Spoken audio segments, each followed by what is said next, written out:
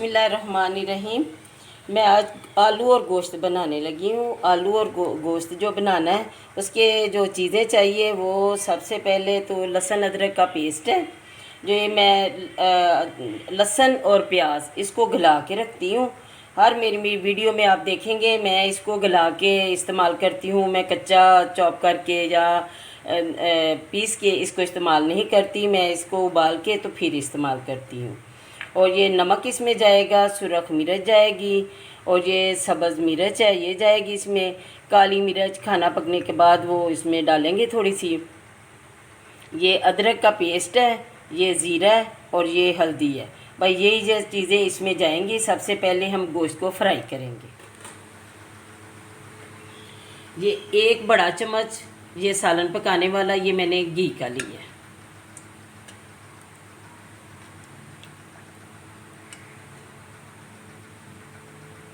ये इसके साथ ही ये मैं गोश्त डाल दूँ।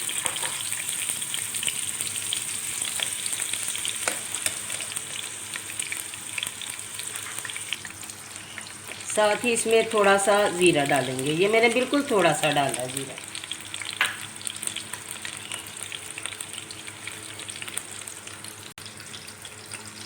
अब ये जितना सालन में हमें चाहिए नमक उतना ये मैंने आधा जो चम्मच है ये इतना आधा टीस्पून ये है।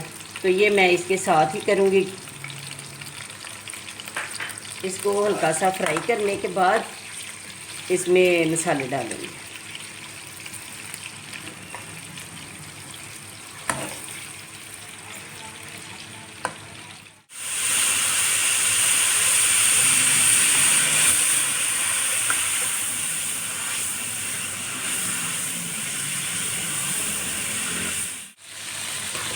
अब ये फ्राई हो गया तो इसमें प्याज और लहसुन का पेस्ट डाल दें।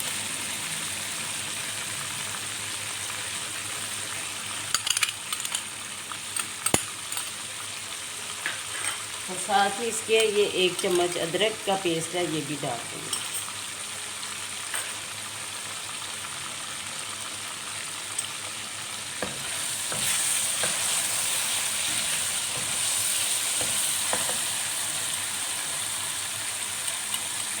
ये एक टीस्पून सुरख मिर्च डालेंगे।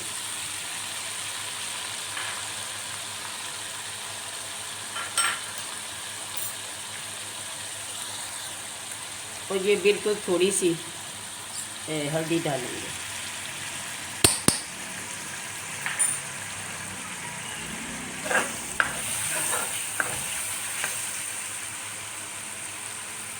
और ये आलू हैं ये भी साथ ही डाल के इनको भून।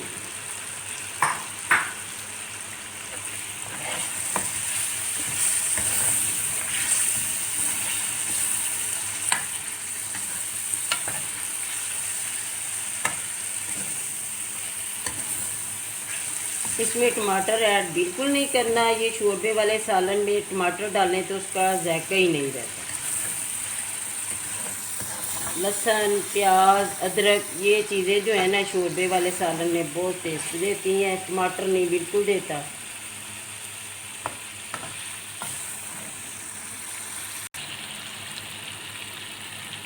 ये सब्ज़ मिर्च भी इसी के अंदर आप डाल दें।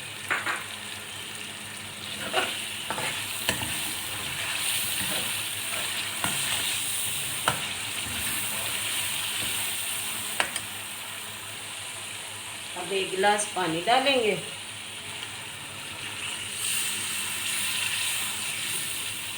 पंद्रह से 20 मिनट के लिए इसको पकने देंगे। अब 15 से 20 मिनट के लिए इसे पकने देंगे। उसके बाद देखते हैं। 20 मिनट हो गए हैं। अब देखते हैं कितना शोरबा रह गया। माशाल्लाह से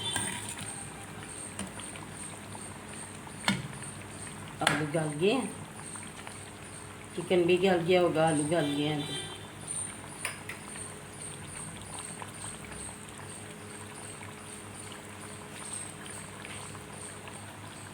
अब ये बिल्कुल थोड़ी सी आधी चम्मच से भी थोड़ी काली मिर्च डालेंगे। اور یہ تھوڑا سا دھنیا بھی ڈال دیں گے ساتھ ہی، تاکہ دھنیا کی خوشبو اس میں شامل ہو۔